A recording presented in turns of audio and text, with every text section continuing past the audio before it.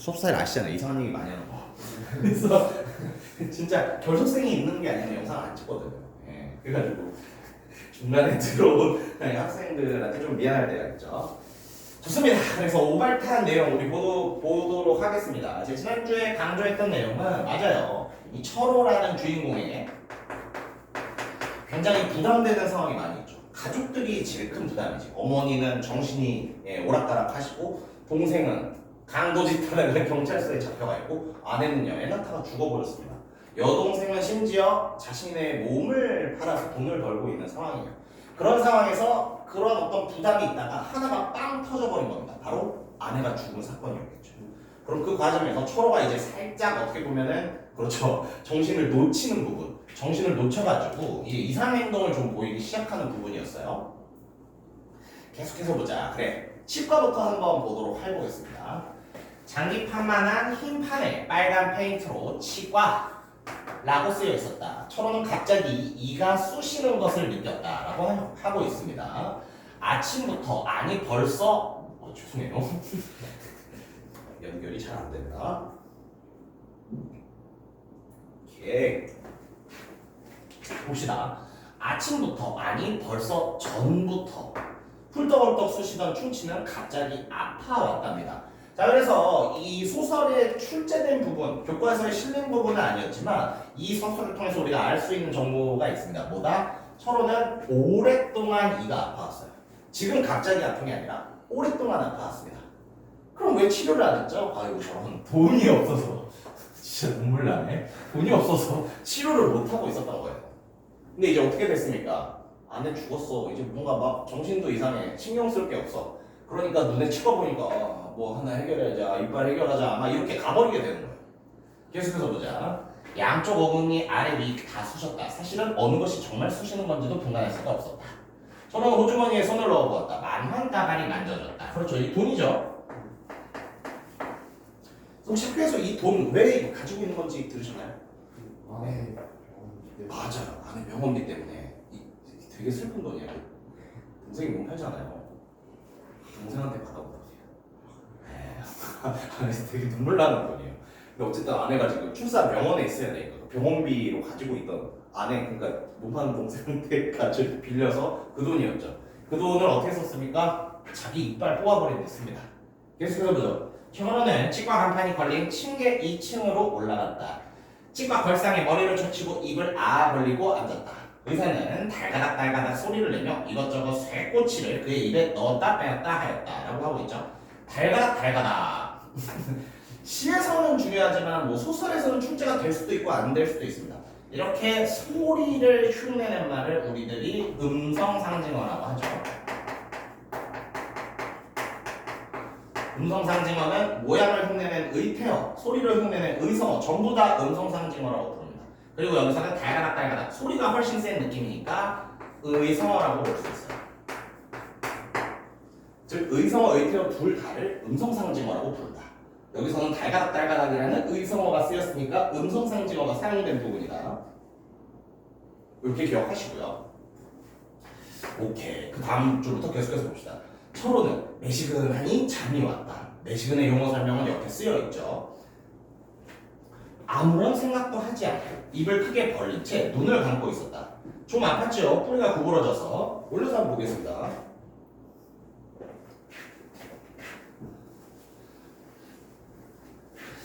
의사가 짙게 뽑아낸 이를 철호의 눈앞에 가져다 보여주었다. 아니, 장면 생각하면 좀 웃기잖아요. 막 뭔가 아팠죠? 약간 이런 거 있는 거 아니야? 그래서 그러니까 나한테 뽑으니까 이렇게 보여주면은 저 좀 무서울 것 같은데. 아무튼 그런 장면을 상상해 볼 수 있고요. 속이 시커멓게 썩은 이뿌리에 뻘건 살점이 묻어 나왔다. 자, 이빨이 시커멓게 썩어 있었답니다. 자, 이걸 통해 알 수 있는 정보는 뭐다? 아까 봤었죠. 돈이 없어서, 돈이 아까워서 충치를 치료하지 않고 오랫동안 방치를 해서 많이 썩었다는 걸 우리가 알 수 있죠. 계속해서 보자. 철호는 손을 입에 문 채 머리를 좌우로 흔들어 보았다. 사실 아프지도 아무렇지도 않았다. 자, 이빨을 뽑았는데 어떻게 안 아플 수가 있겠어요? 이거는 아픔보다 더 큰 무엇이 있다? 충격이 있다. 그리고 이 충격은 어떤 충격이다? 아내의 죽음으로 인한. 그렇지, 아내의 죽음으로 인한 충격이다. 그렇죠. 저 옛날에 이제 갑자기 이런 얘기 해도 되나? 스트레스를 많이 받았을 때 벽을 이렇게 쳤거든요. 벽신이야 막 이랬어. 아 죄송해요 진짜예요. 그럼 어때? 스트레스가 더 크기 때문에 이 벽을 쳐도 별로 손이 아픈지도 몰라요. 나중에 보면 막 피가 좀 나 있지. 마찬가지입니다. 이빨을 뽑은 거 당연히 아프지. 근데 그 아픔조차도 아픈 거 아닌가 느끼지 못하고 있어. 왜? 아내가 죽었다는 정신적인 충격이 더 크기 때문이죠. 계속해서 봅시다. 됐습니다. 의사의 말이죠. 한 30분 후에 이 솜을 빼어서 버리세요. 그러면 피가 좀 나올 겁니다. 라고 의사가 말해주고 있습니다. 자, 이쪽도 마저 빼주십시오. 철호는 지금 한쪽에 충치를 뺐는데 반대쪽에 충치도 빼달라고 하고 있습니다. 네, 이걸 통해서 알 수 있는 게 뭐야? 사실 이빨 여러 개 한 번에 뽑으면 과다출혈로 죽거든요. 근데 철호는 지금 그런 걸 신경 쓰고 싶지 않다. 오히려 어때? 막 모든 뭐 부시고 뽑아서 좀 파괴하고 싶어요. 근데 뭘 파괴하는 거지? 저 자기를 파괴하는 행위를 하고 있는 거예요. 이런 것들이 전부 어떻게 보면 아내의 죽음의 충격에서 비롯된 행동이겠죠. 자기 파괴 행위를 하고 있다. 오케이. 철호는 옆에 탑을, 침을 뱉는 그릇을 탑으라고 하죠. 피를 뱉고 나서 또 한쪽 볼을 눌러보았다. 어금니를 한 번에 2대씩 빼면 출혈이 심해서 안 됩니다. 의사가 이제 조언을 하고 있죠. 괜찮습니다. 아니요, 내일 또 빼지요. 다 빼주십시오. 한 번에 몽땅 다 빼주십시오. 이거 뭐예요? 그냥 지금 이 상황을 벗어나고 싶다. 올려서 볼게요. 이거 빼서 뒤지든 말든 나는 좀 뭔가 이 아픔, 이 상황을 벗어나고 싶다. 그래서 이것을 교과서에서 어떻게 해석하고 있나? 부조리한 현실에서 벗어나려는 행위, 이빨을 뽑으려는 행위를 부조리한 현실에서 벗어나려는 행위로 보고 있어요. 그죠? 의사가 당연히 반대하겠죠. 안 됩니다. 치료를 해가면서 하나씩 빼야 돼요. 치료요? 그럴 시간이 없습니다. 저 엄청 쑤시는 걸요. 그래도 안 됩니다. 빈혈증이 일어나면 큰일 납니다. 라고 하고 있는데 혹시 이거 뒷부분도 학교에서 배우셨잖아. 초로 어떻게 되죠? 그렇죠. 의식을 잃고 쓰러지지. 그래서 완전히 죽었는지 아닌지는 모르겠지만 어쨌든 피를 너무 많이 흘려서 택시에서 쓰러지는 게 엔딩이었잖아요. 그럼 이거 어때? 의사의 말이지만 이것은 어때요? 뒷내용, 뒤의 내용, 뒷이야기를 암시한다라고 볼 수 있어요. 자꾸 뽑으면 빈혈 와서 큰일 나고 혀로 실제로 뽑아버리지. 그래서 저 의사의 경고하는 부분이 뒤에 이렇게 될 수도 있겠구나. 뒤의 내용을 암시하는 기능으로도 쓰일 수 있습니다. 오케이. 하면서 없었다. 철호는 치과를 나왔다. 또 걸었다. 몸이 밍하니 아픈 것 같기도 하고 어쩌면 시원한 것 같기도 했다. 그는 한 손으로 볼을 쓸어 부었다. 그렇게 얼마간 갔던 철호는 거기에 또 치과 간판을 발견하였다. 정신 나간 자식. 역시 2층이었다. 자, 의사. 거기 의사도 어때? 안 되는데요? 뽑은 지 얼마 안 되시지 않았어요? 안 될 텐데요? 라고 말하고 있지. 즉, 그쪽에 새로 간 치과 의사도 꺼려하는 행동을 보이고 있고 철호는 괜찮다고 보겠다. 한쪽 어금니를 마저 뺐다. 이번에는 두 볼마다 다 밤알만큼씩 밤알만큼씩 하는 솜덩어리를 물고 나왔다. 입안이 찝찝했다. 그렇죠. 피맛이 좀 그런 짭짤한 어떤 철맛이 날 때가 있죠. 그래서 피맛이 느껴지고 있는 것이다. 간간히 길에 나가서 피를 뱉었다. 그때마다 시뻘건 손기피가 간덩어리처럼 엉겨서 나왔다. 실제로 이런 사람이 있으면 무서울 것 같지 않아요? 지나가는데 되게 보면 이제 이만큼씩 피를 쏟고 있는 거야. 좀비인가? 약간 이런 느낌이 나겠죠. 물론 이 사람은 그렇죠. 한 번에 어금니를 여러 개 뽑아서 많이 뽑아서 지금 흘리고 있는 피입니다. 계속해서 볼게요. 남대문을 오른쪽에 끼고 돌아서 서울역이 보이는 데까지 왔을 때 으스스 몸이 한번 떨렸답니다. 자, 몸이 떨렸어요. 머리가 휑하니 비어있는 것 같다고 생각했다. 정신이 휑 띵해요. 바로 그때 번쩍 거리에 전등이 들어왔다. 눈앞이 한번 환해졌다. 그렇죠. 불이 켜지니까 눈이 환해지죠. 그런데 다음 순간에는 어찌된 셈인지 좀 전에 전등이 켜지기 전보다 더 어두워 보였다. 어두워졌다. 눈을 감았다 한번 꾹 떴지만 그래도 마찬가지였다라고 하고 있습니다. 자, 이 증상이 전부 뭡니까? 몸이 떨려요. 머리가 휑해요. 가로등 불이 들어왔는데도 더 어둡게 보여. 이것들이 전부 다 빈혈 증세인 것을 알 수 있죠. 그래서 철호의 여러 행동들이 제시되고 있는데 이것이 말하는 것은 전부 아까 의사가 경고했던 빈혈 증세라는 것을 알 수 있습니다. 그렇죠. 철호는 눈을 한번 꼭 감았다 떴다. 그래도 마찬가지였다. 아 이건 뱃속이 비어서 그래.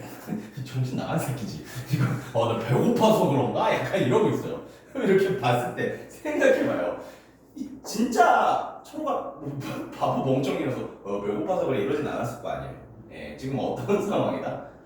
그렇죠. 충격으로 또 다시 간 상황. 계속해서 그걸 설명해주고 있어요. 2번 설명 한번 볼까? 정신적 충격으로 외부 상황을 제대로 판별하지 못하고 있는 다 이런 것들과 연관된 겁니다. 그래서 밥을 못 먹어서 그런가? 철호는 생각하고요. 계속해서 보자. 그는 새삼스레 점심도 저녁도 아직 안 먹은 자기를 깨달았습니다. 뭐든 좀 먹어야겠다고 생각했습니다. 그럴 때 구수한 설렁탕 생각이 났다. 입안에 군침이 하나 가득히 괴었답니다. 예, 안될까 뒤졌는데 설렁탕을 생각하니 침이 돌다니. 그만큼 맛이 같다는 거겠지. 계속해서 볼게요. 설렁탕 생각을 하고 있는 거죠. 어느 전봇대 밑에 가서 쭈그리고 앉아 침을 뱉었다. 그런데 그건 침이 아니라 또 진한 피였다. 계속해서 침을 뱉고 있어요. 피를 뱉고 있어요. 그는 다시 일어섰다. 또 한 번 오한 몸이 떨리는 증상이 전신을 간지럽히고 지나갔다. 다리가 약간 떨리는 것 같았다. 그는 속히 빠르게 음식점을 찾아야겠다고 생각하며 서울역 쪽으로 허청허청 걸었다라고 나오고 있습니다. 또 나왔네. 허청허청. 자, 이것은 모양을 흉내낸 의태어입니다. 아까도 했지만 의성어, 의태어 전부 뭐라고 부른다? 음성상징어라고 부르죠.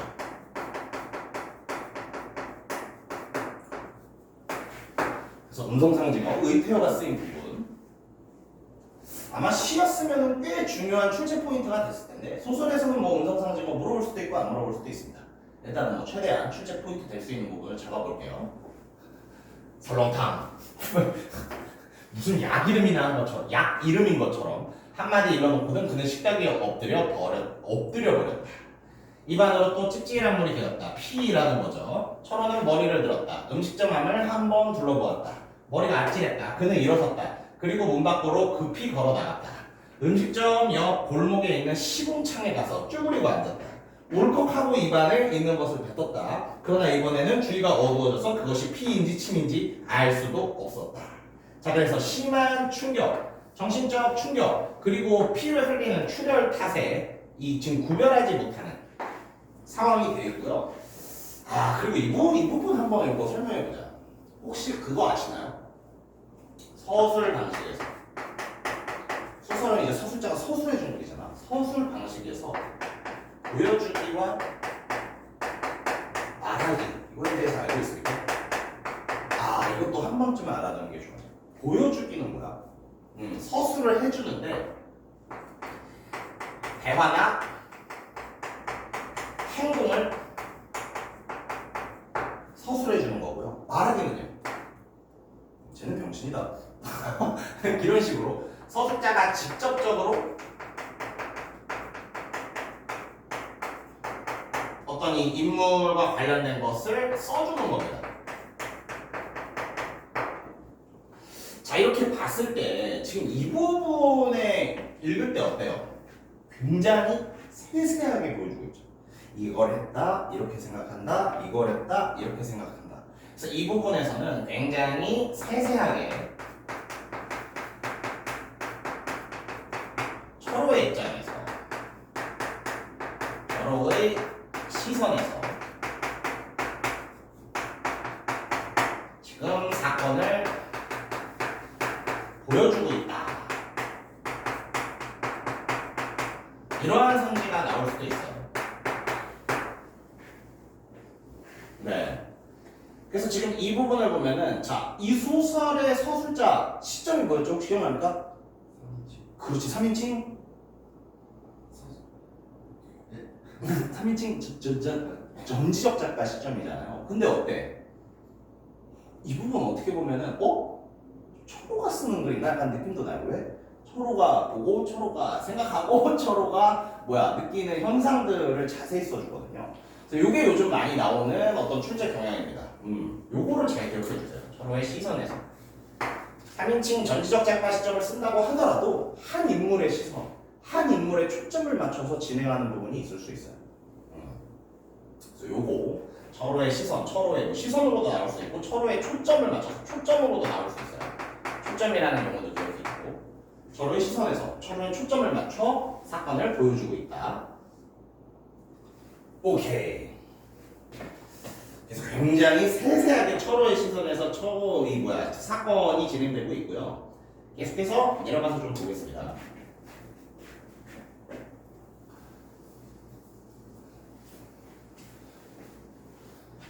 철호는 저고리 소매로 입술을 닦으며 일어섰다. 이를 뺀 자리가 쿡 한번 쑤셨다. 그리고 거기에 뒤이어 호응이나 하듯이 관자놀이가 톡 꾹 쑤셨다. 관자놀이는 여기를 말하는 거죠. 네. 죄송해요. 갑자기.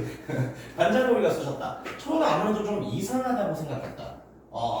내 몸이 진짜 이상한가 본데? 어때요? 빨리 집으로 가서 누워야겠다라고 생각했다. 그래서 그는 다시 큰 길로 나왔고요. 그리고 어때? 원래 철호라는 인물, 혹시 학교에서 배울지 모르겠지만 이 사람, 그러니까 지금의 지하철, 전차도 잘 못 타요. 돈 아까워서. 되게 맛이 나는 것 같아요. 택시 이러고 있는 거예요. 그래서 이런 것들이 지금 다 어떻게 보면 철호가 좀 억눌러 왔던, 철호가 이상한 행동을 보이고 있다고 볼 수 있다. 아무튼 택시가 한 대 왔고요. 그는 손을 한번 흔들었습니다. 철호는 던져지듯이 털썩 택시 안에 쓰러졌다. 어디로 가시죠? 택시는 벌써 구르고 있었다. 해방촌으로 가주십시오. 해방촌으로 가지고 있십시오라고 말을 하고 있죠. 자, 그랬을 때 교과서 해석 이 부분 한번 볼게요. 해방촌은 뭐다? 철원의 집이 있는 동네다. 가난해서 해방되지 못한 곳이라서 반어적인 표현을 쓰고 있다라고 하고 있습니다. 반어적인 표현, 이거 뭡니까? 반어. 반대로 말하는 거. 그렇죠. 그래서 반어적인 표현 한 번쯤은 알아두시면 좋죠. 왜냐면 반어와 역설은 항상 문제에서 물어보고 싶어 하는 거거든요. 반어적이라는 건 뭐야? 어떤 진심, 진짜 의미하고 싶은 것, 이것을 A라고 뒀을 때 2번 밖으로 표현된 것 혹은 표면에 나온 의미, 표면으로 보이는 의미. 자, 이거를 B라고 볼 수 있겠죠. A와 B가 정반대일 때 우리는 이것을 반어적이라고 부릅니다. 다시 한번 정리하면 뭐다? 진심 혹은 진짜 의미를 A라고 두고 표현, 밖으로 내뱉어진 표현, 보이는 의미를 B라고 뒀을 때 이 A와 B가 반대경을 거고 우리는 이것을 반어라는 표현법으로 불러요. 그래서 여기 실제로 보면 어때? 해방촌. 해방촌이란 말이 어떻습니까? 해방이 있는 곳, 해방된 곳이잖아요. 그렇지. 이게 어떤 표면상 의미잖아요. 근데 이 동네의 특징은 뭐죠? 가난 때문에. 가난해서 해방하지 못했어. 실제로 보면 해방이 아니야. 이게 어떻게 보면은 진짜 의미죠. 뭐라고요? 표면적으로는 해방이 있다고. 해방촌이니까. 근데 진짜 의미를 살펴보면 거긴 가난으로부터 해방되지 못한, 즉 해방을 못한 곳입니다. 자, 어때요? 표면적 의미와 진짜 의미가 정반대를 이루고 있죠. 이래서 이 부분을 반어적이라고 부르는 겁니다. 오케이. 반어적이다. 이거 잘 기억해 두시고요. 해방촌. 좋습니다. 계속 넘어가 볼게요.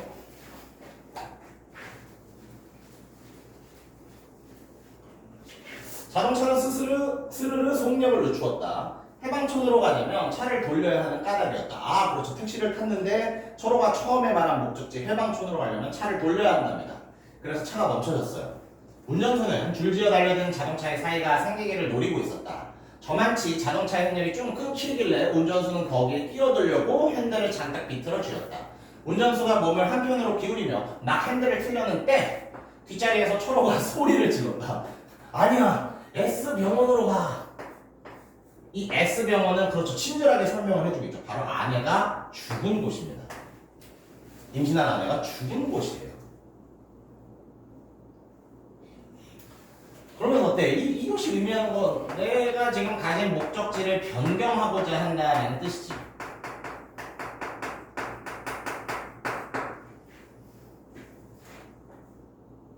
뒷내용 보면 아시겠지만 이 변경한 목적지 유지됩니까? 또 바꿔 또 바꿔. 그래서 목적지를 변경했지만 사실상은 뭐야? 목적 방향을 목적지나 방향을 상실한 모습으로 볼 수 있어요.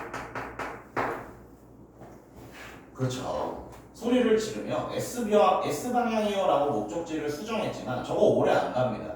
계속해서 목적지를 바꾸는 이 모습에서 철호라는 인물이 목적지나 방향을 상실해버린 상태에 처해 있구나. 이런 것들을 우리가 알 수 있게 된 거죠. 계속해서 볼게요. 철호는 갑자기 아내의 죽음을 생각했다. 운전수는 다시 휙 핸들을 돌려서 이쪽으로 틀었다. 운전수 옆에 앉아있는 조수 애가 한번 철호를 돌아다 보았다. 그렇죠. 옛날 택시에는 지금 택시 타면 이제 기사님만 있지만 옛날 택시에는 그 기사 옆에 조수가 있었습니다. 사실 저도 잘 몰라요. 저도 이 정도까지 옛날 사람 아니라. 제가 처음 기억하는 택시 탔을 때도 조수는 없었어. 아무튼 이거 어때요? 택시 옆에 조수가 딸려있던 시절 굉장히 옛날 시절이거든요. 그래서 이 부분을 교과서는 어떻게 보고 있어요? 이걸로도 우린 시대적 배경을 알 수 있다. 옛날 소설이다. 옛날이라는 1950년대 후반이라는 시대적 배경을 저기서도 알 수 있다는 거야. 계속해서 볼게요. 철호는 뒷자리 한 구석에 가서 몸을 틀어박은 채 고개를 뒤로 젖히고 눈을 감고 있었다. 차는 한국은행 앞 로터리를 들고 있었다. 그때 뒤에서 철호가 또 소리 질렀다. 아니야, X경찰서로 가. 미친놈인가? 네. 그리고 X경찰서는 그렇죠. 아까 S병원이 아내였다면 이거는 동생 영호와 관련된 장소입니다. 동생 영호가 강도를 벌이다가 정신 나간 동생이구만. 강도를 벌이다 붙잡혀 들어가는 곳이죠. 좋습니다. 그러니까요. 사실 어느 곳이라도 가긴 가야 돼. 예. 왜냐면은 병원에도 사실 볼 일 있거든요. 아내가 죽었으니까 사실 장례해야 되잖아. 시신은 어떻게 넘겨받고 장례를 해야 되잖아. 그래서 사실 병원에 가야 되는 일도 맞아요. 경찰서 가야지. 경찰서 가서 동생 뭔가 조사받고 있는데 저희 동생은 뭐 그런 사람 아닙니다. 진술이라도 해야 될 거 아니야. 그래서 이제 목적 분명히 가야 할 곳은 있는데 철호는 어때요? 여기 갈까 저기 갈까? 지금 방향을 상실해버린 모습입니다. 계속해서 보자. 눈을 감고 있는 철호는 생각했다. 아내는 이미 죽었으니까 그래 동생 일이라도 처리하자. 그래서 이번엔 다행히 차의 방향을 바꿀 필요가 없었다. 경찰서는 같은 방향인가 봐요. 차가 그대로 달리면 된답니다. 자, 그래서 X경찰서 앞에 도착했어요. 철호는 눈을 떴다. 상반신을 번쩍 일으켰다. 그러나 또 털썩 뒤로 기대고 쓰러졌다. 아니야, 가! 정신 나간 놈이죠. 어때요? 어디로 가야 할지 갈피를 잡지 못하는 철호의 모습. 철호의 불안정한 모습입니다. 그리고 어디를 갈지 모른다? 이것이 바로 소설의 제목인 오발탄과 관련이 있는 부분인 거죠. 이 소설의 제목 오발탄. 어디로 가야 할지 모르는 총알. 철호도 보다 나도 어디를 향해 발사된 어디로 가야 할지 모르는 총알이 된 것 같다. 오발탄이라는 제목을 보여줄 수 있는 부분이고요. 계속해서 보자. 아니야, 가. 가긴 어디 가요? X경찰서예요, 손님. 조수애가 뒤로 몸을 틀어 돌리고 말했다. 가자! 네, 정신이 나갔어요. 그래서 가자. 정신적으로 혼란스러움에 내려가는 일단 독백이라고 볼 수 있고요. 독백은 혹시 뭔지 아십니까? 독백. 어렵지 않아요. 이거 혼자 하는 말이야. 지금 뭐야? 상대방 들으라는 소리가 아니라 내 내면에 있는 말을 혼자 하는 게 독백입니다. 그렇죠. 아무튼 어때요? 그러니까 이 가자라는 게 택시기사한테 뭐 조수한테 이렇게 외치는 의미가 있다기보다 교과서는 어떻게 봐요? 그냥 마트에 가서 가자라고 스스로 혼자 하는 말을 하고 있다라고 본 거예요. 그리고 이 가자라는 말이 또 의미가 있는 부분이 있지. 원래 이 가자 외치던 사람 혹시 누군지 아십니까? 맞아요. 이거 어머니가 정신차려나 일으켜서 어머니가 마트에 가서 어머니가 하던 말이에요.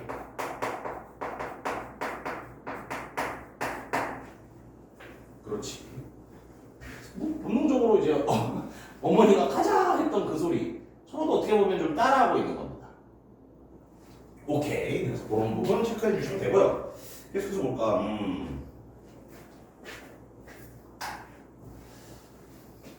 철호는 여전히 눈을 감고 있었다. 어디로 갑니까? 글쎄 가자고. 겉된 시련으로 방향성을 상실했다는 거. 계속해서 이 방향성 상실이라는 설명이 나오죠. 거참 딱한 아저씨네. 취했나? 운전수가 힐끔 조수애를 쳐다봤다. 그런가 봐요. 어쩌다 오발탄 같은 손님이 걸려서 자기 갈 곳도 모르게.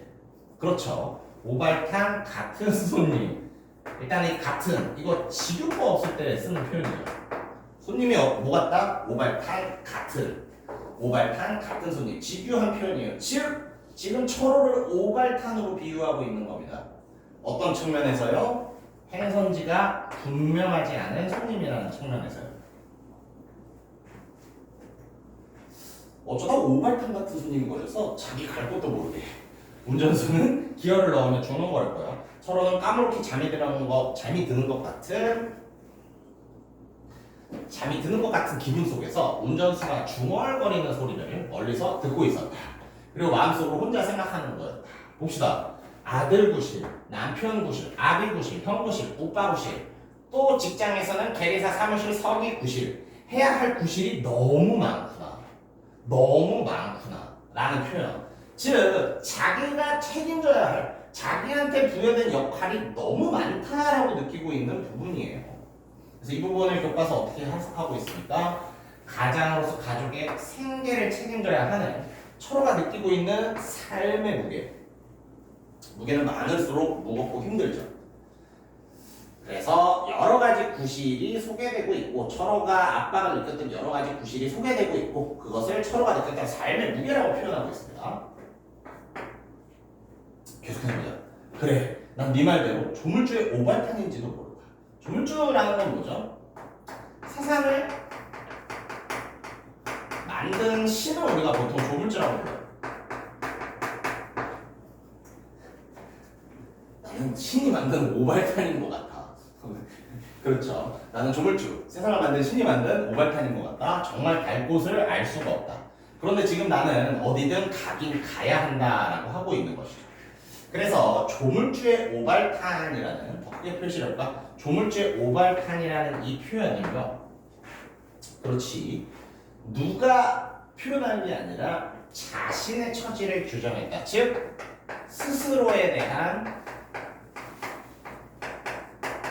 평가를 내렸다고 봐야 돼요.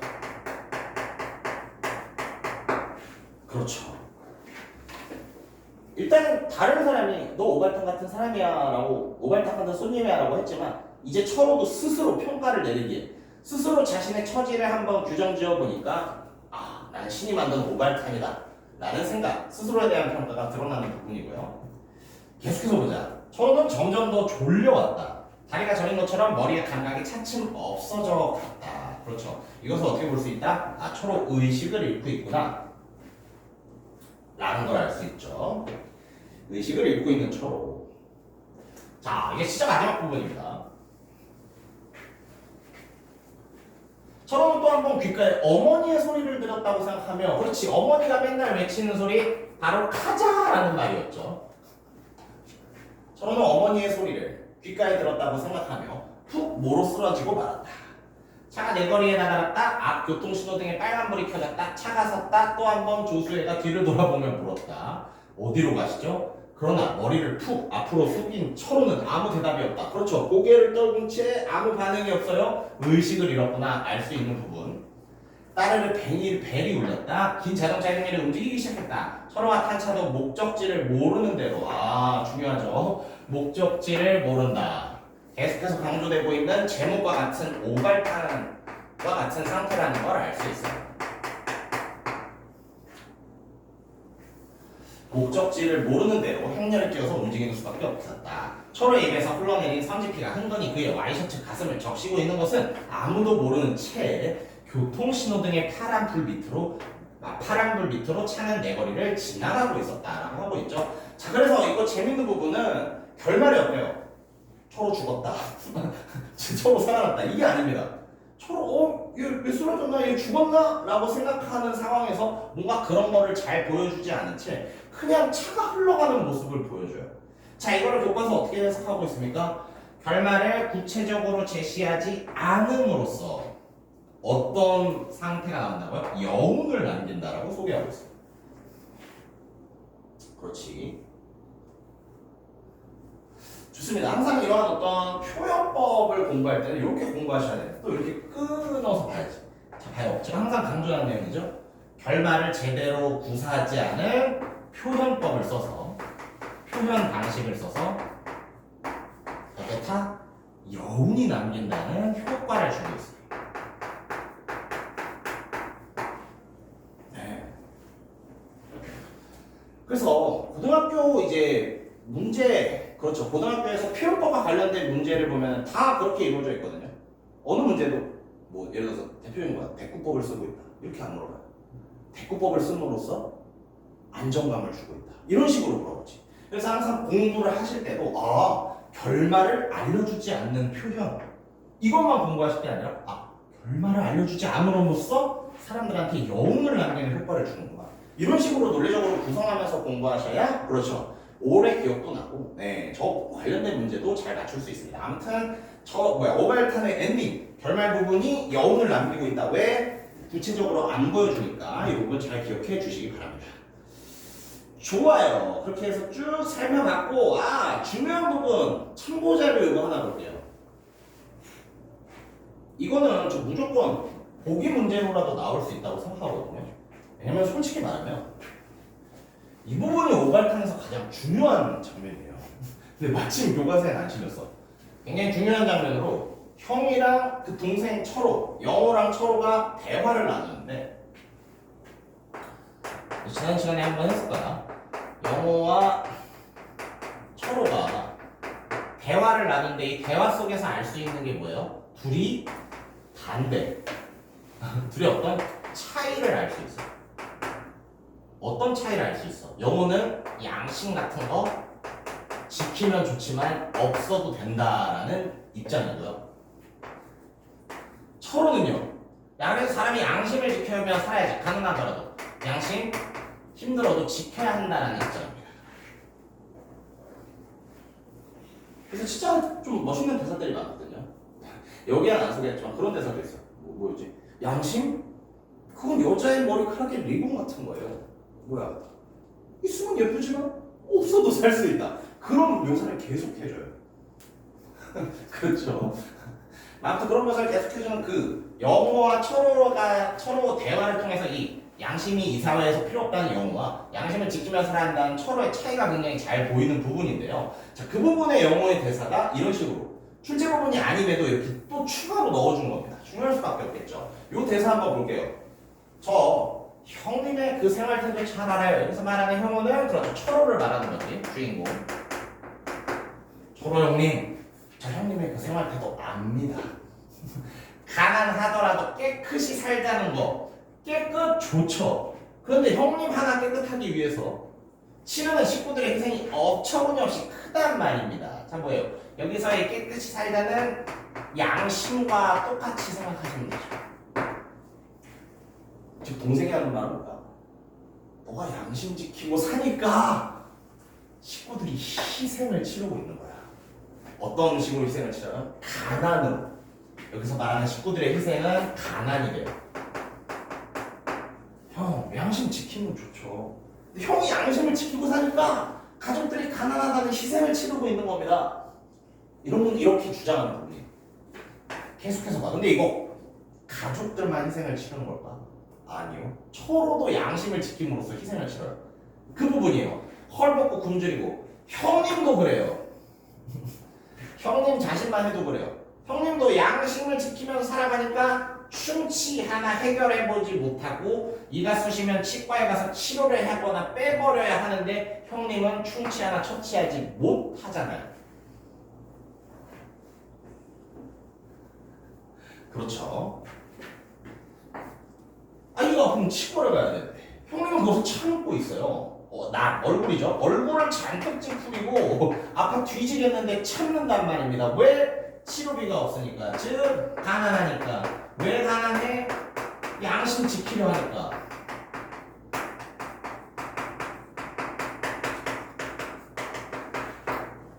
그렇죠.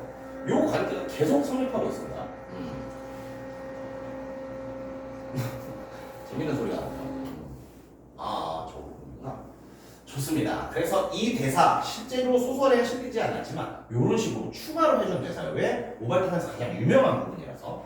자, 그러면은 이를 통해서 알 수 있는 내용, 또 정리의 내용 한번 볼까요?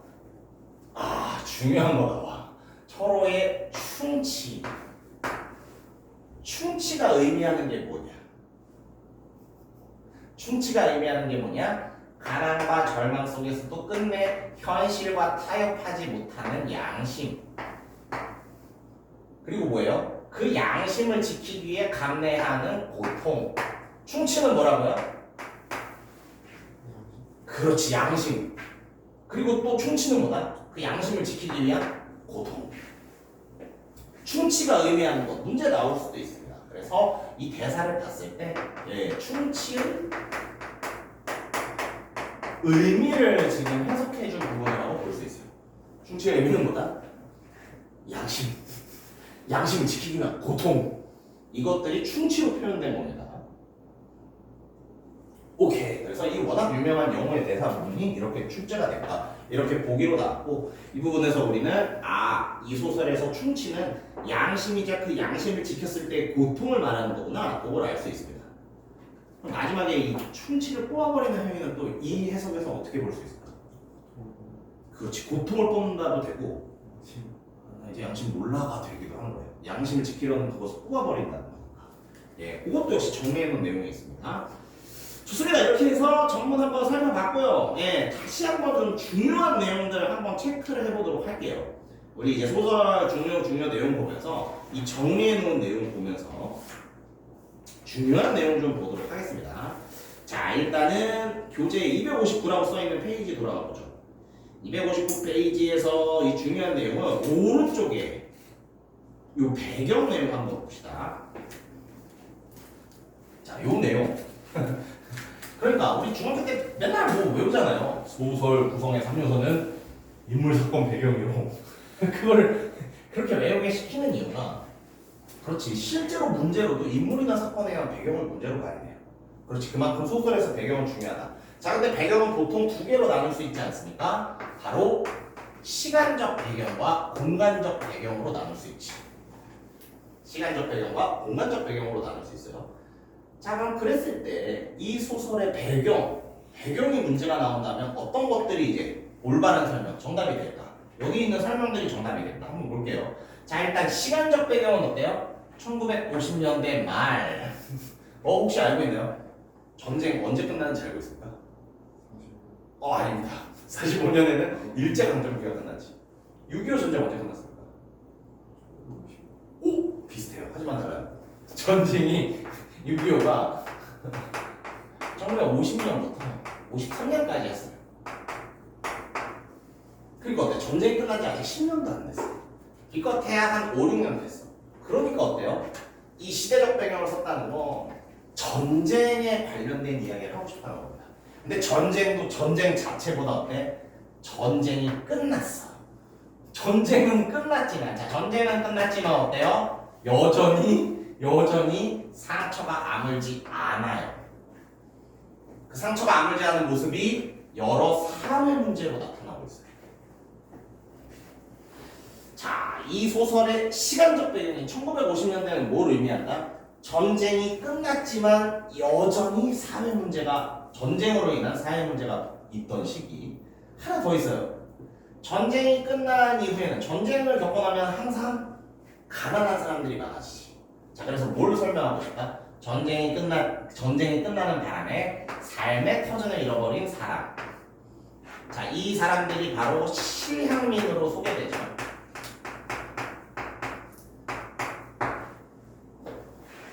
실향민, 고향을 잃은 사람들. 말 그대로 맞아요.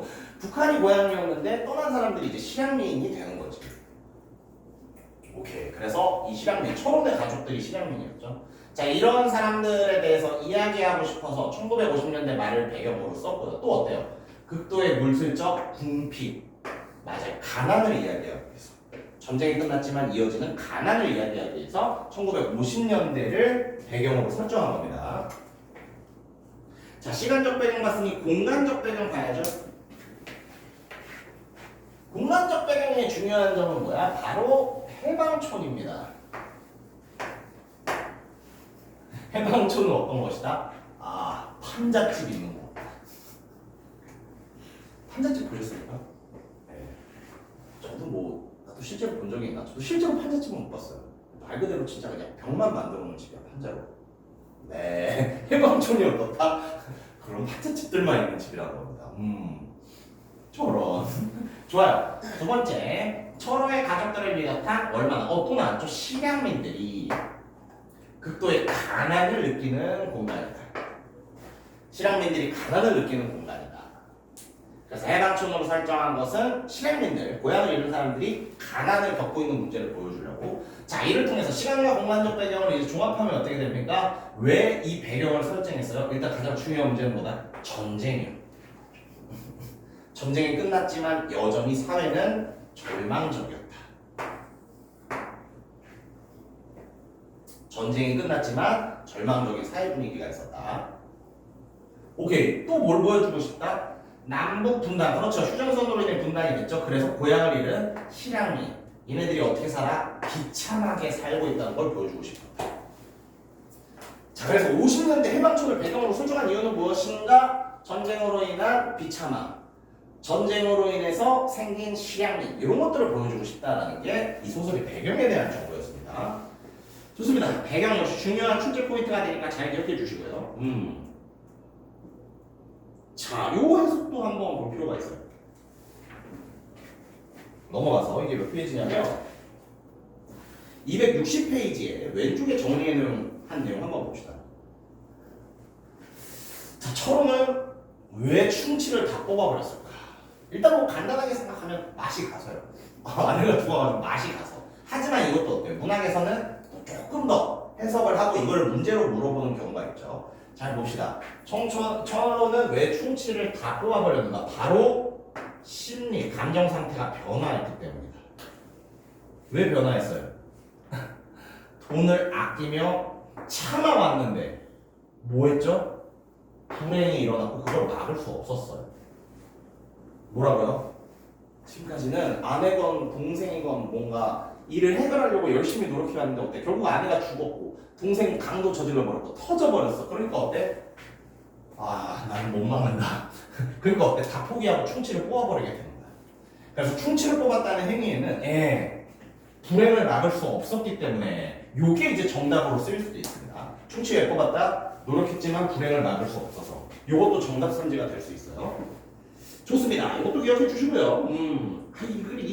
이것도 해야 돼. 중요해요. 잘 봐. 우리 아까 살짝 봤어요. 충치가 의미하는 거 뭐였죠? 양심을 지킬 때 받는 고통. 그리고 아까 살짝 물어봤었지. 야, 그럼 충치를 뽑는다는 행위는 뭘까? 충치의 의미도 중요하지만 충치를 뽑는 행위의 의미도 중요합니다. 양심 고통을 뽑아버리는 거야. 뭐다? 나 양심 포기요. 저 쥐지요. 양심 못 지키겠어요. 쥐지 포기요. 그리고 나 굴복했다. 현실에 굴복했다. 그리고 어때요? 일반적인 어떤 철호라는 인물을 봤을 때 얘 마탱이 같구나. 정신적 충격. 그래서 기억해주면 안 돼. 충치는 뭐다? 양심, 그 양심을 지킬 때 고통. 충치를 뽑는 것은 뭐다? 양심을 지킬 때 고통까지 뽑아버렸다. 양심 포기. 현실 굴복. 그리고 철호라는 인물로 봤을 때 정신적 충격. 이것들을 말해주는 게 충치를 뽑았다는 행위의 의미였습니다. 좋아요. 또 해야 돼. 자, 이거 다 중요해. 다 한 문제씩 나올 수 있는 부분이에요. 다음 페이지 262페이지에서 정리한 부분 또 한번 봅시다. 자, 가자. 이거 어머니의 가자와 똑같은 가자였죠? 그래서 어때? 어딜 갈지도 모르는 상태에서 가자라고 하고 있잖아요. 그랬을 때 철호의 상황은 택시를 탔지만 목적지를 정하지 못한 상태고 이 의미가 중요하겠지. 철호가 가자라고 말한 의미는 무엇일까? 아까 말했잖아. 어디로 갈지 몰라도 일단 가재. 방향성을 잃어버렸습니다. 방향성 상실. 방향성을 상실해서 소시민이 느끼는 절망, 좌절. 이것이 일단은 가자라는 말 속에 담긴 의미였고요. 그리고 어때? 모르겠으니까 지금 상태에서 벗어나고 싶다. 어디로든 가고 싶다. 뭐라고요? 고통스러운 현실에서 벗어나고 싶다. 그리고 마지막 이 가자라는 대사 사실 누가 치는 대사였죠? 어머니. 어머니와 같은 심리. 어머니는 왜 가자라고 외치죠? 과거가 그리워서 이대로는 살 수 없어서. 그래서 어머니까지. 가자의 의미 뭐가 있다? 좌절. 가자의 의미 뭐가 있다? 벗어나고 싶다는 심리. 가자의 의미 뭐가 있다? 어머니와 같이 이 상황을 이대로 살 수 없다라는 어머니의 상태. 좋습니다. 그리고 다 보자. 다 출제 포인트다. 263페이지 한번 보겠습니다. 자, 운전수와 조수가 어떠한 또 역할과 기능을 할 수 있냐. 운전수와 조수와 관련된 부분입니다. 일단 결말을 한번 가볼까요? 운전수와 조수가 만약에 마음 따뜻한 사람들이면 어떻게 돼요? 그렇죠. 뭐 괜찮아요? 관심을 가졌겠지. 왜 대답이 없어요? 이거 아저씨 무슨 일이에요? 근데 안 그러잖아. 어디로 가요? 몰라 하고 가잖아요. 이런 어떤 뭐야? 무관심한 모습. 네, 무관심한 사회의 모습. 요거를 나타내준다. 어떻다고요? 그러니까 결말에 저 사람들이 따뜻했으면 나는 오히려 더 소설이 재밌을 것 같은데. 네. 아저씨 괜찮아요? 아저씨 왜 그래요? 근데 어때요? 이상한 손님이 봤어. 괜찮아요? 대답이 없어도 그냥 가. 뭐다? 철저하게 이 사회는 개인한테 무관심하다. 무관심하다는 거. 그리고 또 뭐 있었어요? 그렇지, 요것도 있었지. 여운. 서로가 죽었는지 살았는지 제대로 알려주지 않습니다. 그것을 통해서 여운이 생기고 있어요. 좋습니다. 자, 이제 진짜 다 정리했어요. 예, 그래서 정말 오발탄 꼼꼼하게 진짜 모든 부분 한번 정리해봤고, 진짜 이제 딱 한 번만 보도록 합시다. 예. 다시 258페이지로 들어와서 작품 개발, 작품의 특징을 한번 보도록 할게요. 자, 일단 갈래. 뭐 갈래가 그렇게 문제로 자주 출제되지 않지만 알면 좋죠. 일단은 길지 않은 단편 소설이고, 전후 소설이라는 건 뭐야? 예, 영어로 하면은 애프터 워. 미안해요. 애프터 워가 되는 거야. 씨, 영어 얼마 했으니까 개못 쓰네. 애프터 워. 전쟁 이후. 전쟁 이후를 다룬 소설이 전후 소설입니다. 성격, 예, 사실적이고 비판적이고 사회를 고발하는 성격이 있지. 배경이 여기서 충분히 문제로 출제될 수 있어요. 언제다? 1950년대 말이라는 시간적 배경과 서울에 있는 해방촌이라는 공간적 배경.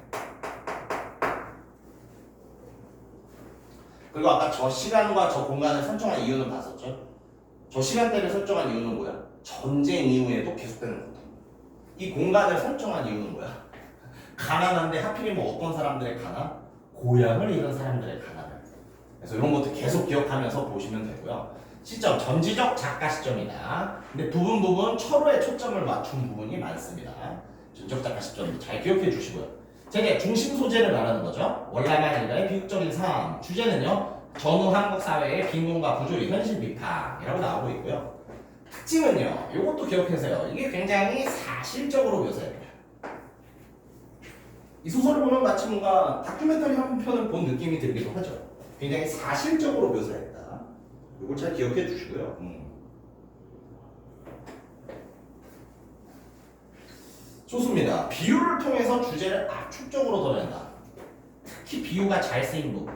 이거 충치라고 생각하시면 돼요. 충치가 말 그대로 충치지만 뭘 비유하고 있는 거지? 양심. 그 양심을 지켰을 때 고통. 그러니까 우리 사회에서는 양심을 지키며 살아야 되는가? 이런 것들이 이제 주제의식이었잖아요. 즉 충치라는 어떤 비유적인 표현을 통해서 주제의식을 보여주고 있다라고 볼 수 있어요. 대표적인 비유 표현 충치 생각하시면 됩니다. 좋아요. 이제 진짜 다 봤고, 예, 이제 슬슬 이제 이 글은 진리도록 한번 봤으니까 저희 문제 한번 풀어봅시다. 예. 문제는 오늘 숙제 자료에 넣어놨습니다. 요거 받아주시면 되고요. 오케이. 여기 푸시면 돼요. 오늘 드린 거, 예, 한 장 정도 넘겨보시면 소단원 평가라고 되어 있지 않습니까? 네, 바로 그 소단원 평가 1회 오발탄 문제 담아놨습니다. 일단은 1에서 4번 지금 한번 풀어보십시오. 여기에도 오버탄 문제가 있던데. 아 그렇죠. 지난주에 나갈 줄 알고 냈는데 혹시 지난주에 기억나나요? 오벨타는 프로드와 프로드 다 푸셨나요? 아 그렇죠. 왜냐면 제가 지난주에 오발탄까지 나갈 줄 알고 넣어놨는데 이번 주에도 똑같은 거 들어있어요. 그래서 이번 주 거 오발탄 푸시면 됩니다. 이거 안 풀었고요. 네, 같은 문제예요.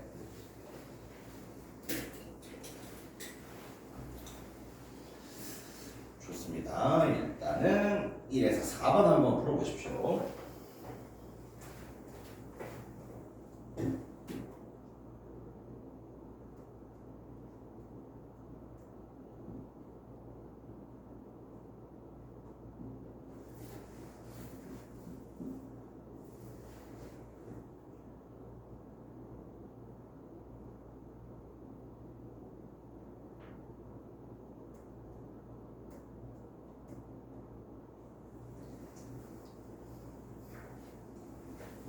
응급보에서는 서술형 문제 안 나오니까 이런 서술형 문제는 단답형 단어만 써도 돼요. 핵심 단어만 한번 써보세요. 왜냐면 그래야 또 공부가 되니까.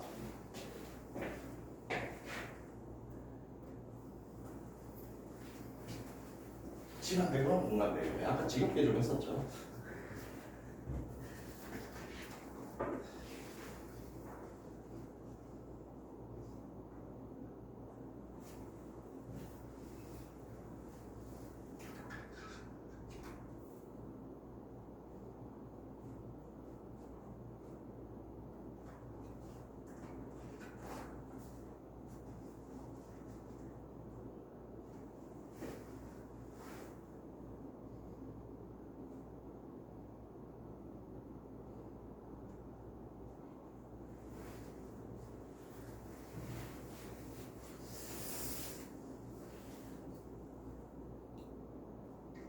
그냥 말하자면 저도 오발탄처럼 살았던 데가 있었거든요.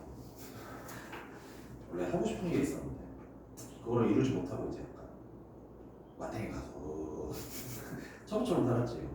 밥 처먹고 뭐 아니야 지금 공부를 해야 되나? 아 아니야 지금 뭐 돈을 벌어야 되나? 아니야 자살을 해야 되나? 아니야 오발탄으로 이 소설을 볼 때는 늘 마음이 아파요. 다 푸셨습니까? 빨리 푸셨네요. 봅시다. 자, 1번. 어렵지 않죠? 시간적 배경과 공간적 배경. 아까 지겹게 말했어요. 시간적 배경은 1950년대 말.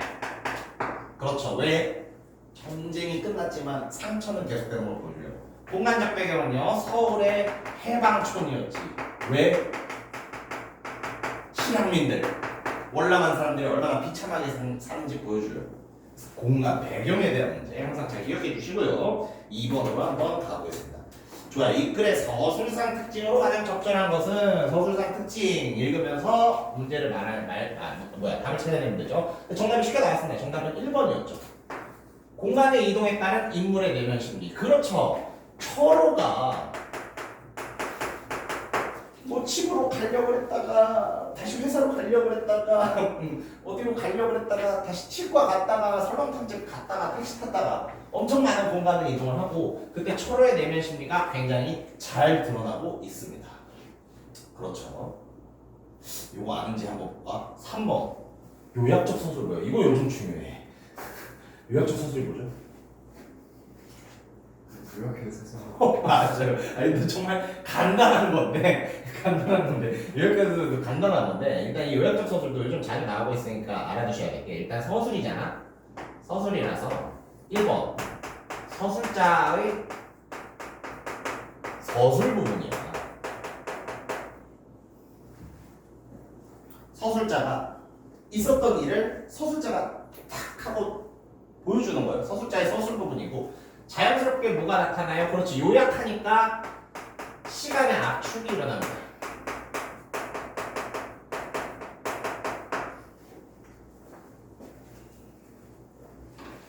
그러니까 아까 혹시 치과 장면 기억나요? 치과 장면 요약적 서술로 쓰면 어떻게 될까? 의사가 위험하다고 경고했지만 철호는 이빨을 뽑았고 집으로 갔다. 근데 어떻게 했죠? 위험하다니까요? 괜찮아요. 뽑아주세요. 빈혈거린다니까요? 괜찮아요. 뽑아주세요. 어때요? 서술자가 서술해 준 게 아니라 대사를 쭉 줬죠. 행동을 쭉 줬죠. 그리고 시간을 압축한 게 아니라 제대로 보여주고 있죠. 그래서 아까 그 병원 장면의 반대를 생각하시면 오히려 요약적 서술이 잘 보일 수도 있어요. 오케이, 요약적 서술. 요즘 많이 나오는 거라 이 두 개의 조건을 충족해야 됩니다. 서술자의 서술이면서 시간의 압축이 일어나야 돼요. 오케이. 야, 이것도 중요해. 병렬적 배치. 이건 무슨 말이에요? 이거 하면 병렬에 익숙하지 않나? 아니, 이 그림으로 이해해야 돼요. 이게 직렬이잖아요. 아, 그렇지. 항상 용어를 공부하실 때는 반대 용어를 생각해보면 좋습니다. 이게 직렬일 거예요. 그럼 병렬은 뭘까? 그렇죠. 이게 병렬이죠.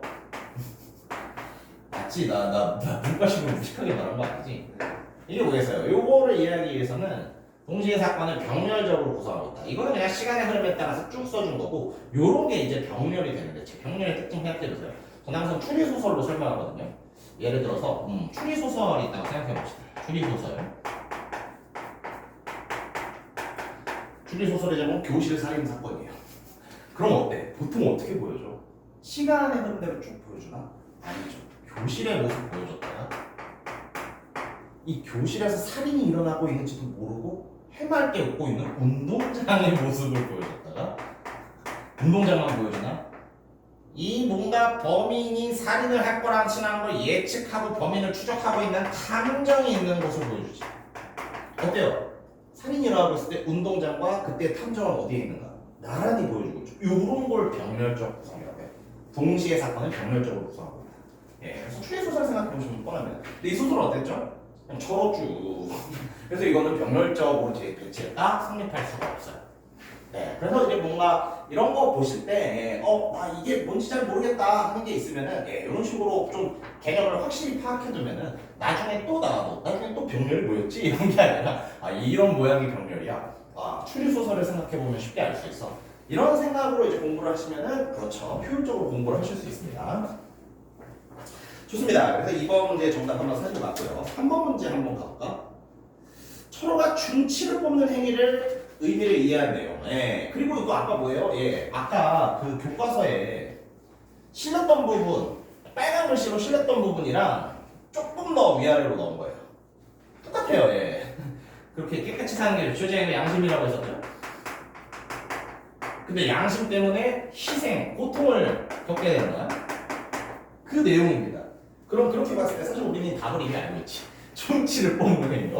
양심을 뽑았다? 양심 포기. 현실의 굴복. 그리고 철호의 인물로 봤을 때는 정신적 충격. 자, 이렇게 봤을 때 정답은요 5번입니다. 그렇죠. 양심 포기. 양심을 지키며 살았지만 충치를 뽑는다. 다시 또 해서 미안해. 근데 내시는 반복이야. 충치의 의미는 뭐였죠? 충치의 의미는 양심. 그리고 그 양심을 지킬 때 발생하는 고통.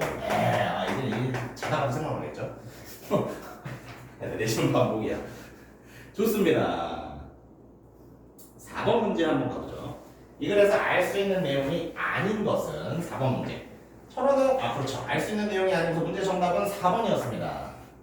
철호는 아내의 죽음을 확인하고 사무실로 간 게 왜 갔어요? 맛이 가서 담담 무덤덤이 아닙니다.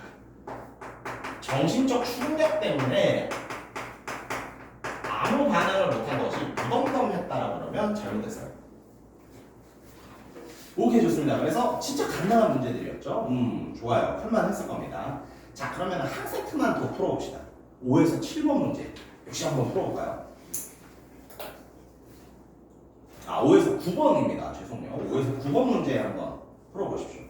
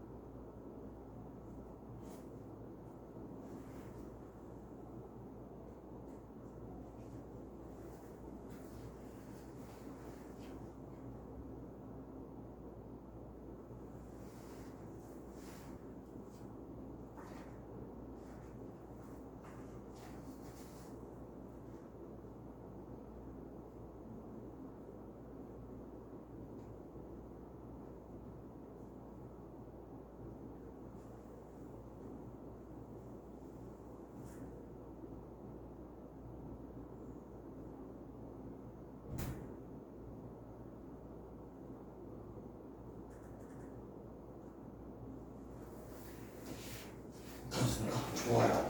문제부터 그래도 준수하군요. 모의고사 풀 때는 혹시 시간은 어때요? 네. 10분, 20분 진짜요? 굉장한 재능이에요.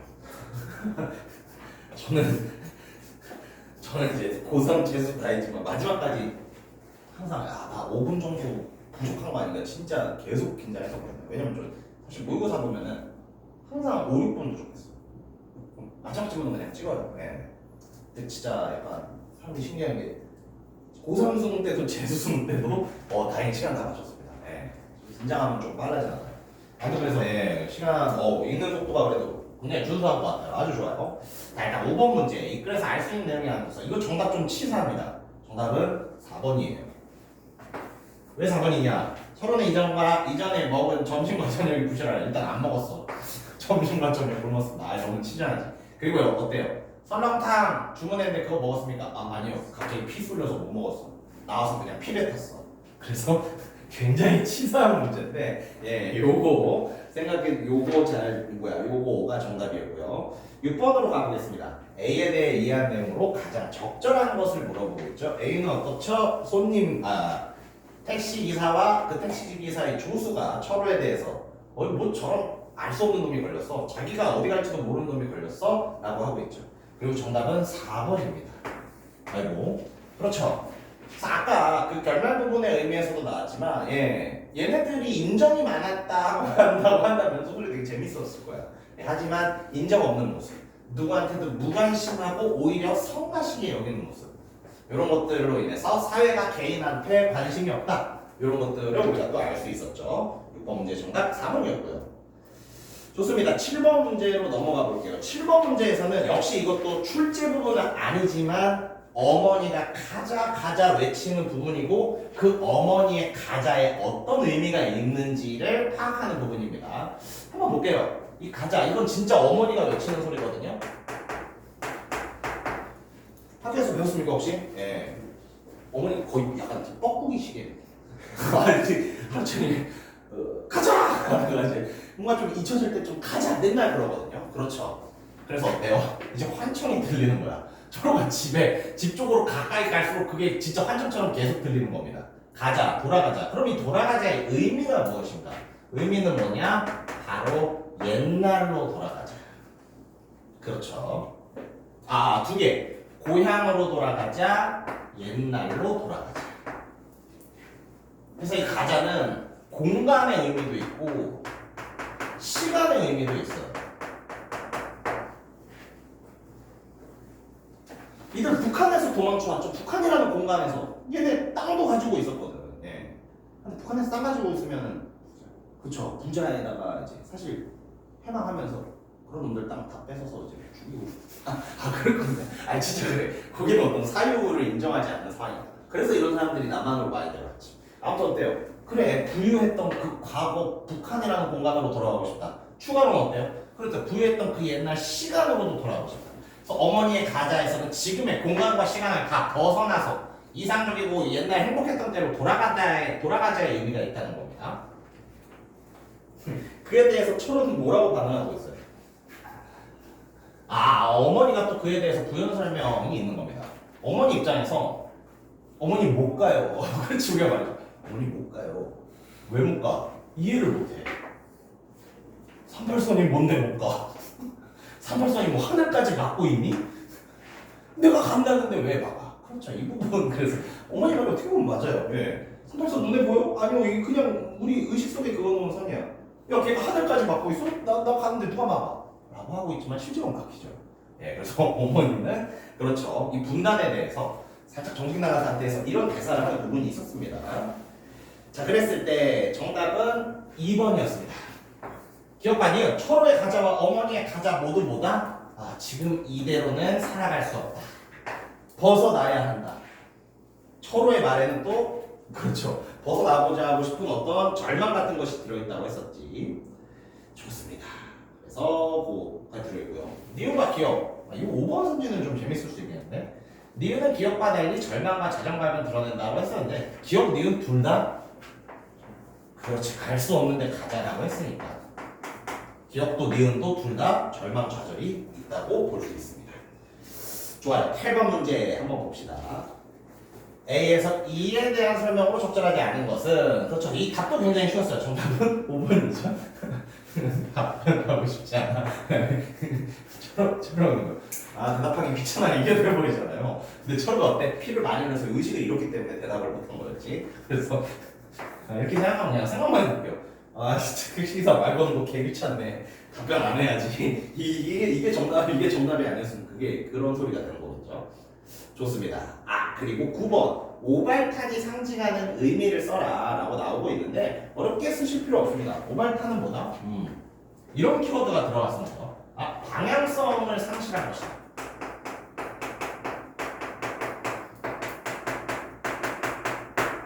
그렇죠. 오발탄의 큰 의미는 방향성을 상실한 것이고 이 방향성을 상실하는 게 누구예요?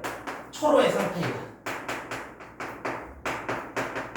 뭐 이러한 키워드들만 쓰셨으면 오케이. 오발탄은 방향성의 상실 그리고 지금 그 철호의 상태를 보여준다는 거 이거를 보시면 됩니다. 좋아요. 그렇게 해서 우리 오발탄에 관련된 기본 문제들 9개 정도 풀어봤고요. 좋습니다. 그러면은 그러게 딱 시간을 보자. 안돼 더 해야 돼. 쉬는 시간을 지금 주면은 애매해질 수 있으니까 다음 작품 한번 넘어가 보도록 하겠습니다. 우리 다시 교재로 넘어갈게요. 교재 어딨냐?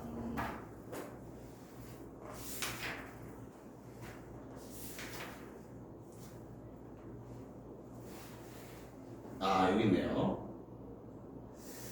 오케이, 다 보시면 될 테고, 학습 활동에서 중요한 내용만 한번 좀 볼게요. 학습 활동 내용. 일단은 인물에 관련된 거, 소설에서는 아까 말했듯이 인물 사건 배경이 다 중요하거든요. 그래서 인물에 관련된 정보 물어볼 수 있습니다. 그래서 다행히 다 하시는 것 같아요. 동생의 상태, 여동생의 상태, 아내와 어머니의 상태. 이 인물에 대한 거 물어볼 수 있으니까 요거 잘 기억하고 있으셔야 되고요. 이젠 지겹죠. 충치 뽑는 행위, 나 양심 포기, 굴복 이런 거였잖아요. 또 똑같아요. 양심적 상 포기 또 계속 나오니까 이런 것들. 그리고 어때? 이것도 기억할 수 있겠지. 충치를 한 번에 뽑는 행위는 자기 타겟. 그렇죠. 이런 것들 잘 기억해 주시고요. 가자의 의미, 이것도 아까 다 본 내용입니다. 가자라고 외치는 인물이 2명 있거든요. 그래서 혹시 구분해서 물어볼 수도 있어. 어머니의 가자와 철호의 가자가 어떻게 다른지 뭐 이런 걸 물어볼 수는 있을 것 같은데 역시 핵심 키워드만 한번 볼게요. 어머니의 가자는요, 다시는 못 돌아가 절망감. 그렇지만 어때? 돌아가고 싶어 영원. 영원은 간절한 소원이라는 뜻이에요. 다시 돌아가고 싶다는 간절한 소원. 그리고 어때요? 그러니까 이게 실제로 제가 아직도 이 소설을 하면은 귀에 가자라는 환청이 들리거든요. 진짜야.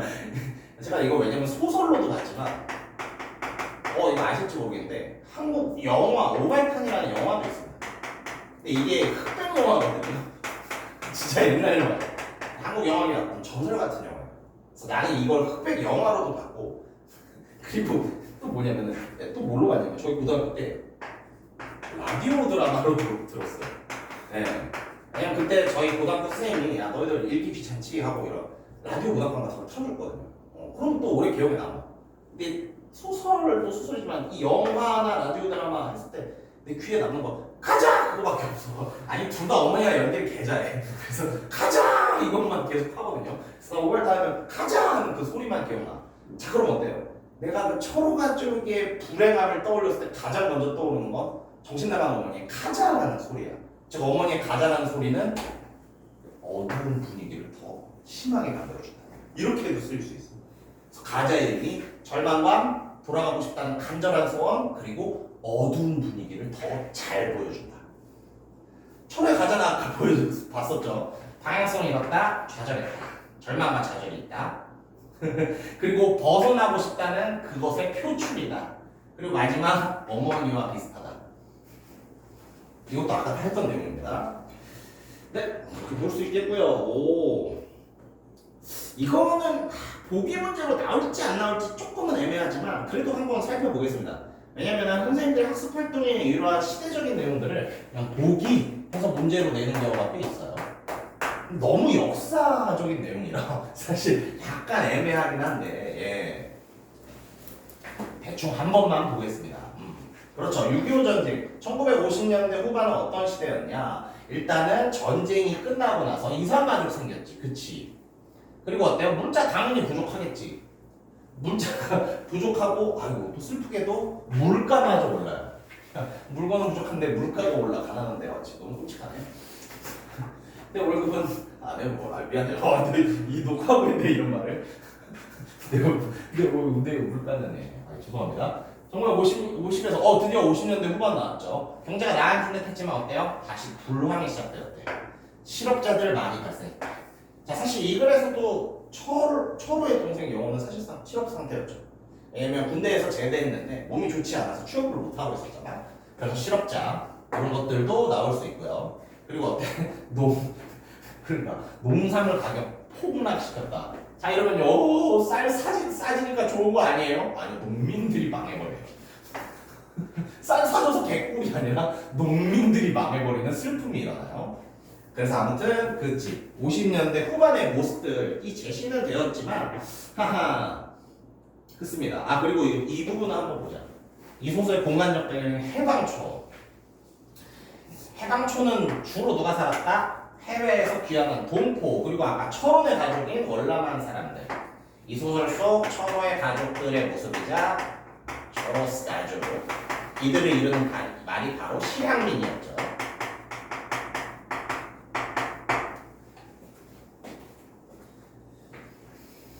철호의 가족들과 실향민 바로 월남한 사람들. 좋습니다. 네, 그래서 그런 것들을 생각해보고요. 해방촌 이거는 한번 생각해보면 되고 오발탄의 의미 이것도 한번 보자. 역시 이것들이 정답선지로 사용될 수 있어요. 자, 오발탄의 의미 가장 중요한 의미는 무엇입니까? 방향성 상실. 이게 사실 가장 중요해요. 방향성을 상실했다.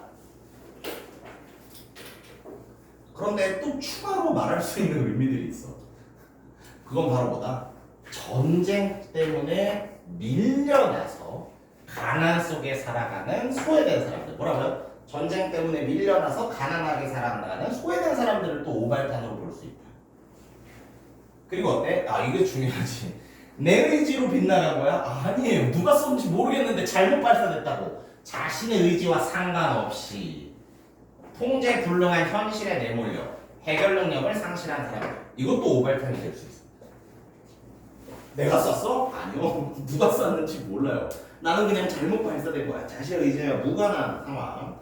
네, 그래서 이러한 내용들 살펴보시면 되고요. 네, 뒤에 내용은 정말 한번 읽어보시면 될 것 같고 이렇게 해서 오발탄은 여기서 마무리하고요. 대설주의보, 학습 활동하다 보니까 시간이 조금 흘러서 쉬는 시간 한번 가지면 되겠네요. 좋습니다. 그럼 쉬는 시간 한번 가졌다가 우리 대설주의보라는 작품, 이 작품 이어서 수업하도록 하겠습니다.